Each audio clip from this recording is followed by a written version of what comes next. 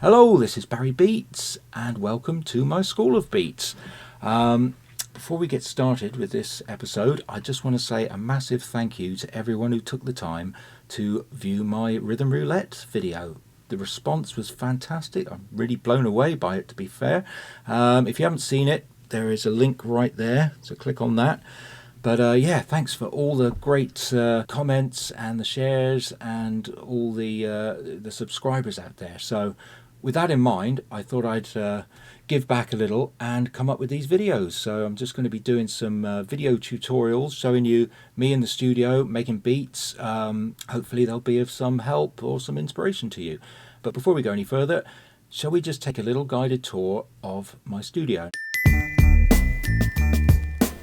Now I say little because it is a very small studio, very minimalist. I used to have a bigger studio. I used to have a Soundcraft Ghost desk, which is a great desk, and I've used all the hardware samplers over the years, the SP1200s and the ASR 10s and the MPCs. But quite frankly, the power and the possibilities with computer software now, I've just gone fully in the box. So shall we have a look at the box? Right, it is down here. Okay, so I'm using a Mac Pro Tower. I've had it for about 6 years now. It's pretty powerful, at least when I got it, it was, but it still does the job. And I'm running Pro Tools 9 on it. Obviously, there's a lot of debate on the best DAW out there, but quite frankly, it's what you like using. You know, I've got people who swear by Ableton, and then I've got other friends who love Logic. But I think I've always used since day one Pro Tools, so I've kind of stuck with it. It's not perfect, but it does the job. So yeah, I'm a Pro Tools man, but it doesn't really matter. For the sake of these videos, it's not really about the equipment, it's about the process that I'm going to be showing you. So don't worry if you're not using the same equipment, that shouldn't be a problem. Okay, so hooked up with Pro Tools, I have my MIDI controller keyboard. It's an Axiom Pro 49.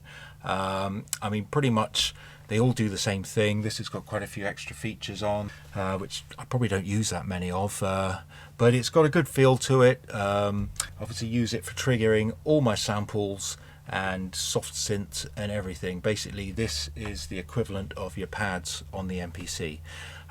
Let's have a look at the sampler that I use in Pro Tools. Okay, so this is Kontakt 4, and it's probably one of the most popular and powerful software samplers out there. It's made by Native Instruments, and yes, I mean, I do all my sampling in here. What have we got in here? Some drums.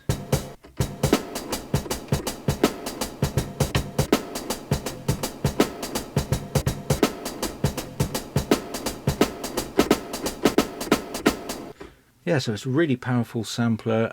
You can do whatever you like in there, time stretch, affect the envelopes.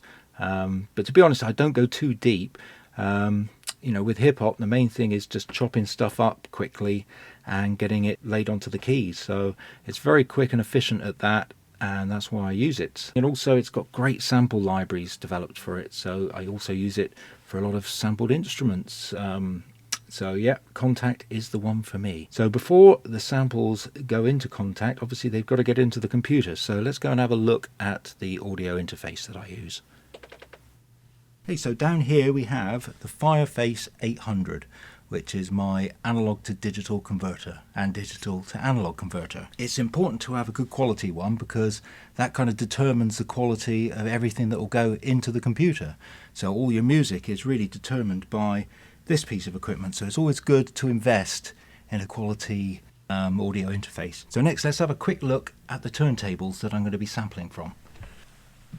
Okay, so finally we've got the record, we need to sample it in, so I've got a couple of options here. First of all, I'll tend to put it on the 1210 and audition the sample, so basically mix it over the beat or whatever music I'm using. That way I can cue it and pitch it to the correct speed. But when it actually comes to sampling the record, I will take it over here and put it on this one, which is a Project carbon armed turntable. Very nice, more top end hi-fi type turntable, and this is going through a very nice quad preamp. So basically this gives a much fuller sound to sample.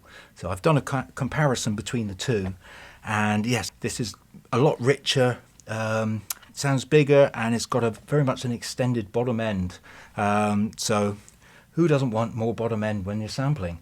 And it just means that when the sample's gone in there, you've got less work to do. It already sounds really good, and hence all your sample based music is going to sound great.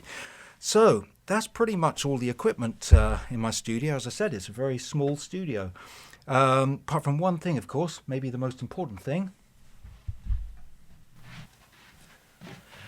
That's right, records. As you can see, I've got a few records. I've been collecting for best part of 30 years, and call me old-fashioned, but I do like to sample from the original source. Basically, I know there's a lot of people out there e-digging and sampling off the internet. Don't have a problem with that, but I'm a bit of a traditionalist, and I like to sample and go and dig for my own samples in the crates. So yeah, that pretty much wraps things up for this first episode. I'm sorry it wasn't that exciting. I didn't really get into any beat making, but I thought it's important I show you the studio and set you up for any future episodes.